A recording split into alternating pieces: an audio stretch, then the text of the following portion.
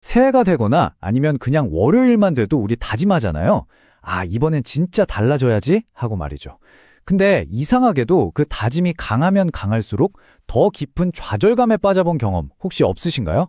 오늘 바로 이 지점, 우리가 변하려고 애쓸수록 오히려 더 힘들어지는 이 아이러니에 대해 한번 제대로 파헤쳐보려고 합니다. 이 질문 정말 내 마음속을 누가 들여다본 것 같지 않으세요? 변화를 위해서 정말 온 힘을 다하는데 마치 투명한 벽에 계속 부딪히는 것 같은 이 막막함. 도대체 뭐가 문제일까요? 그 근본적인 원인을 지금부터 한번 찾아보겠습니다. 자, 그래서 우리가 첫 번째로 알아야 할 핵심 개념이 바로 이 변화의 역설이라는 건데요. 이게 뭐냐면 마치 물에 둥둥 떠 있는 공을 억지로 꾹 누르려는 것과 같아요. 힘을 주면 줄수록 어떻게 되죠? 맞아요. 공은 더 강하게 튀어오르려고 하죠. 우리의 내면도 사실은 똑같다는 겁니다. 우리는 항상 의지력 부족을 탓해요. 아, 내가 더 독했어야 했는데 하면서요. 그런데 만약에 말이죠. 우리가 문제라고 생각했던 그 독한 마음과 억지로 하는 노력, 바로 그 자체가 문제의 원인이었다면 어떨까요? 어쩌면 바로 그 노력 때문에 우리가 계속 제자리를 맴돌고 있는 건지도 모릅니다. 특히나 어떤 문제를 막 분석하고 완벽하게 이해해서 해결하려는 성향이 강한 분들이 이 함정에 더 빠지기 쉬워요. 왜냐하면 그 똑똑한 접근 방식이 자기 자신을 고쳐야 할 문제 덩어리로 딱 규정해버리거든요. 그리고 이게 사실은 거대한 덫이 되는 겁니다. 여기서 말하는 집착이라는 게 뭐 물건에 대한 애착 이런 게 아니고요. 나는 반드시 이런 모습이 되어야만 해 하는 어떤 결과에 대한 아주 강한 고정관념을 뜻하는 거예요. 바로 이 고정관념이 우리 내면에서 엄청난 저항을 만들고 물 흐르듯이 자연스러운 변화를 가로막는 주범이라는 거죠. 한번 보세요. 처음에는 정말 순수한 마음으로 시작해요. 아, 나 좀 더 나은 사람이 되고 싶다. 그런데 이 노력이 점점 과열되면 어느새 반드시 나를 뜯어고치고야 말겠어 하는 자기 자신에 대한 집착으로 변질되는 거죠. 결국 우리는 변화 그 자체가 아니라 변화해야만 한다는 강박에 갇혀버리고 마는 겁니다. 아니, 그렇다면 이 역설적인 상황에서 대체 어떻게 빠져나올 수 있을까요? 해법은요, 의외로 정말 간단합니다. 싸우는 게 아니라 채우라는 겁니다. 이 문장이 진짜 핵심입니다. 변화는 우리가 싸워서 쟁취하는 게 아니라 자연스럽게 따라오는 결과물이라는 거예요. 그 열쇠는 억지 노력이 아니라 바른 삶, 그러니까 내면을 새로운 지혜로 계속 채워나가는 데 있다는 거죠.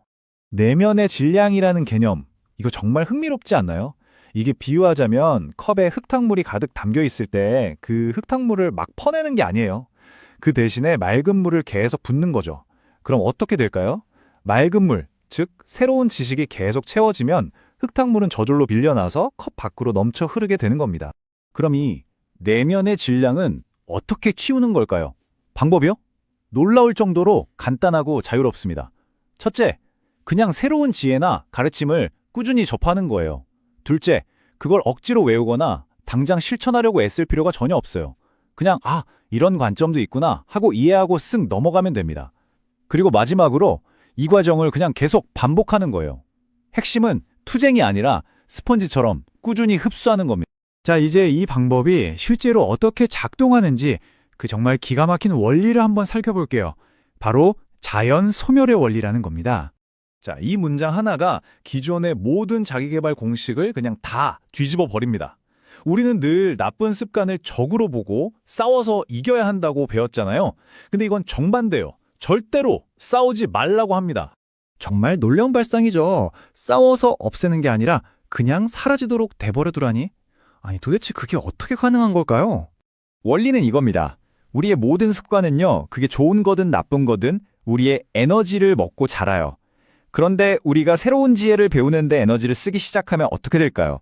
낡은 습관으로 가던 에너지 공급이 자연스럽게 줄어들겠죠. 결국 영양분을 공급받지 못한 낡은 습관은 점점 시들어서 저절로 소멸하게 되는 겁니다. 굶어 죽는 거죠, 말하자면. 그러니까 결론적으로 우리가 추구해야 할 건 억지로 만들어내는 그런 변화가 아니라는 거예요. 내면이 성장하면서 자연스럽게 스르륵 찾아오는 그런 변화라는 거죠. 오늘 이야기 이 네 가지 원칙으로 딱 요약할 수 있겠네요. 변화는 싸움의 전리품이 아니라 배움의 자연스러운 결과물입니다. 이제 나를 고쳐야 해라는 생각 대신 오늘은 뭘 배울까에 집중해 보세요. 낡은 습관은 당신에게 패배하는 게 아니라 더 나은 새로운 것에 자리를 그냥 내어주는 것뿐입니다. 그래서 말이죠. 이 방식대로 하면 당신이 자기 자신과 싸워서 이겨야 하는 전투는 과연 몇 번일까요? 정답은 0번입니다. 단 한 번도 없어요. 왜냐하면 애초에 전쟁 자체가 필요 없기 때문입니다. 그러니 이제 우리 스스로에게 던져야 할 질문이 완전히 바뀌는 겁니다. 어떤 나쁜 습관이랑 싸워야 하지? 이게 아니라 오늘 나의 내면을 어떤 새로운 지혜와 알무로 채울 것인가? 바로 이 질문에서부터 여러분의 진정한 변화는 시작됩니다.